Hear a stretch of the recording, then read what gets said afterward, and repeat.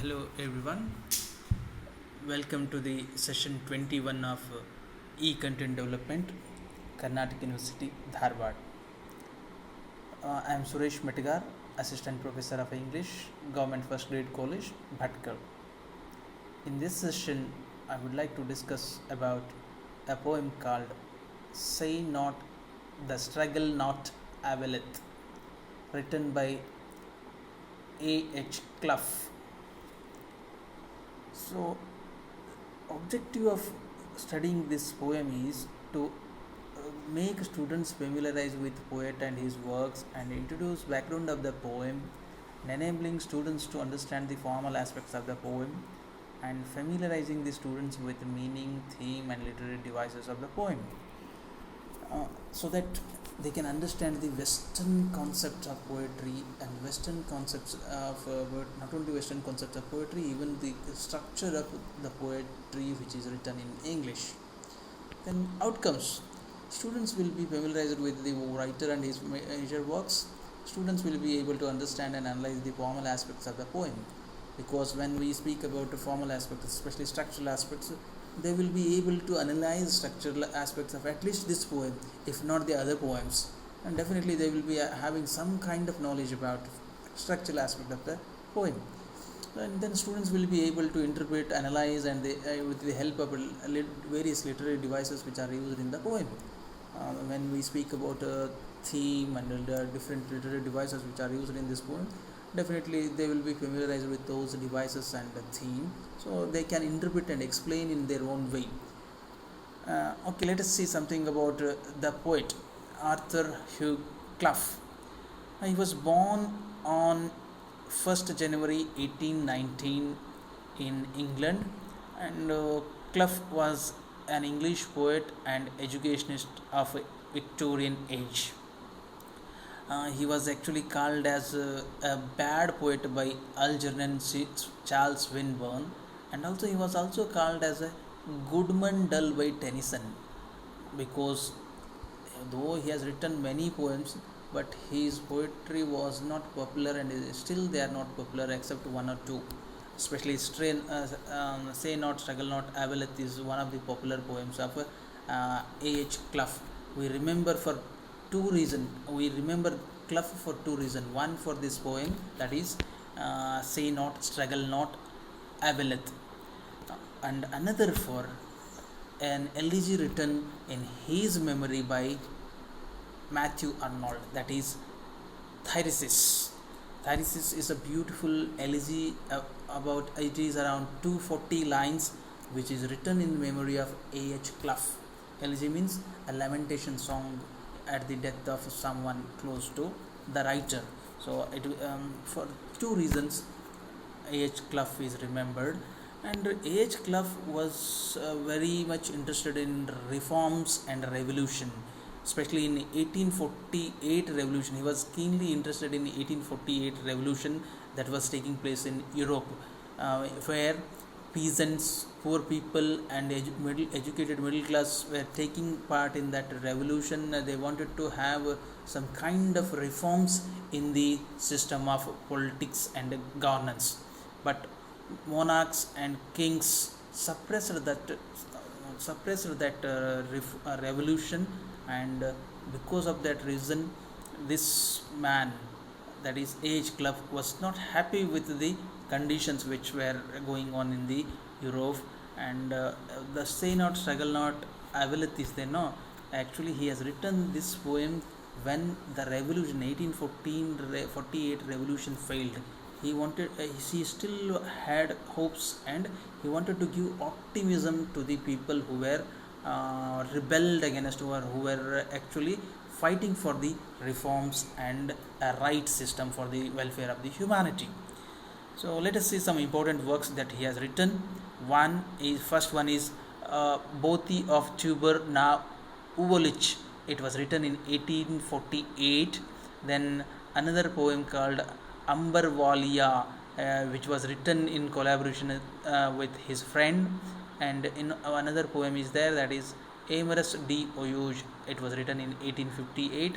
Then there is a collection of poems in 1862 after his death. He died in 1861.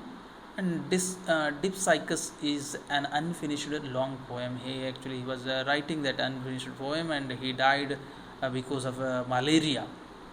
Okay, and then let us see something about actually the poems lyrics are there. I will see it later. Now, form and structural aspect of the poem. This poem has four quatrains. Four quatrains means four line stanza. One quatrain, four line stanza, and it has four stanzas of four lines. And it is written in iambic tetrameter lines with several rhythmic variations. As far as meter is concerned, that is a measure of stress and unstressed feet is concerned, it is in iambic meter.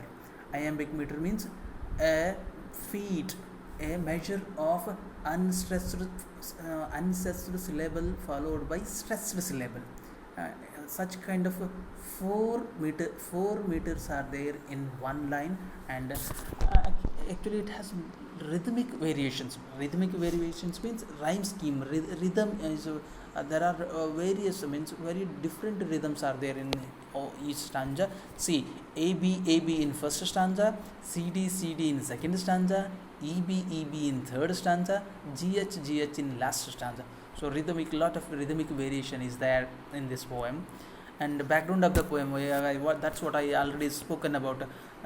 Clough was very much interested in 1848 revolution, which failed. When it failed, yes, he was interested. So he heard it from Arnold. He was not present there when police or monarchies or kings people suppressed the revolution. He was not there. He did not see anything, and he heard it from Matthew Arnold, who wrote a letter how police suppressed the revolution. And when he heard, he wrote this poem. Probably when people think, and critics have said that when he wrote this poem, he had that revolution in his mind. He wanted to go for reforms, and he wanted to encourage people who were involved in the reforms, who were rebellion or who were revolting against the autocracies and exploitation of the kings and monarchs. So let us see the meaning and explanation of the poem. The summary itself is the explanation of the literal meaning of the poem. Poem tells about the struggle, labor, wound suffered in the way should not be considered as vain or waste. What poem tells is, in the process of struggle, labor, wounds suffered in that way should not be considered as vain. Struggle here is an effort for the success, for an effort for the right thing. If you suffer wounds or injuries, and there is any problem, if you work hard, you should not think that it is waste, because all things change with determined struggle. Continuous struggle is an important. So I'll explain it line by line with these lines. In first stanza, what he says is, struggle not, I will say, one should not say that struggle not brings, not availeth here is brings labor and wounds are vain. Struggle, one should not say that struggle does not bring anything, and labor, wounds are vain. One should not say so, because the enemy faints not and not failed, and as things have been, they remain.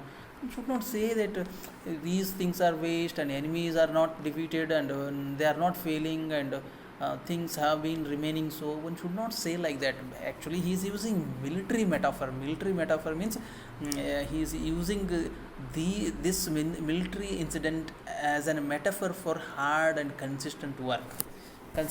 Definitely one should not say that in spite of hard and consistent work, nothing is changing, and people are not defeated, or anything that we are doing is not getting success. One should not say so. And next stanza, what he says is, if hopes were dupes, fears may be liars. It may be in yon smoke concealed. If your hopes are dashed, if you are not getting any success, and if you are having fear that you are not getting success, your fear may be not true. That's what he says, because it may be, he uses maybe two times, means he is not certain about he is not certain about this success, but he is optimistic about success. He is optimistic about success. That is what he says. One should be optimistic, because if you keep working continuously, it may be in yon smoke concealed. Means yon means in that side where we can't see. In that side, the success may be hidden. Your comrades or our people who are chasing, even the players, means he is using military, as I said, military metaphor. And in the war, our comrades or our the army of ours is chasing enemies, and enemies are running away. And for us, in only in that our part, only in our area, the progress is not happening. But in other area, our comrades and our co-workers are chasing the enemies. Means struggle. If you keep struggling, if you keep working, success may come in one or other quarter. That's what he says. In third stanza, what he says: for the while tired waves vainly breaking seem her here no painful inch to gain, far back through creeks and inlet making, come silent and flooding in the main. Here he uses personification again. He gives human traits to waves. Waves are breaking, seem painful. Means they are not gaining any inch of land. Gaining means acquiring land is a human trait. In spite of continuously hitting at the shore, they are not getting or not gaining or not acquiring any inch of land. It seems when we see the waves hitting at the shore, it seems that they are not acquiring, and they are not coming over the land. But continuously, when they keep on hitting at the shore, without fail, that waves hitting at the shore is a symbol of a continuous, means unending effort.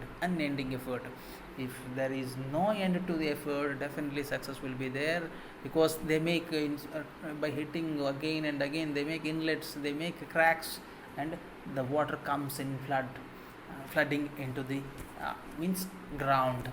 That's what I say. When one works continuously, relentlessly, definitely he or she will get success, and the people will get success. As it was in Victorian age, it was common to use imagery of war, imagery of water, and imagery of sun. In second stanza, there is a imagery of war. In third stanza, imagery of water, that is sea. In fourth stanza, we see the imagery of sun.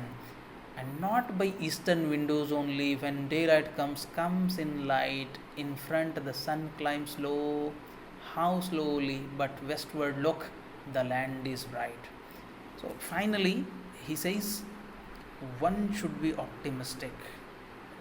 The light and sun are symbol of hopes. Hopes will be there. One should not look in one side, because success may come from any side, from any quarter. If one continuously, relentlessly works, one or the country or as a people or society together work continuously, the success may come in one or other side, in one or other form. That is, one should have hopes. The light will come. What he says is, though sun rises in the east slowly, but we can see bright light in the west also. That means in one or other quarter we will get success if you keep hitting at the right area. Means if you keep working. That's what he says. One should not say that our struggle and whatever injuries and whatever strain that we are taking in the work as vain, and we should not say that they are not bringing any success. Success will be there, and hope should not be dashed away. Even if you don't have hopes, even if you have fears may not be true.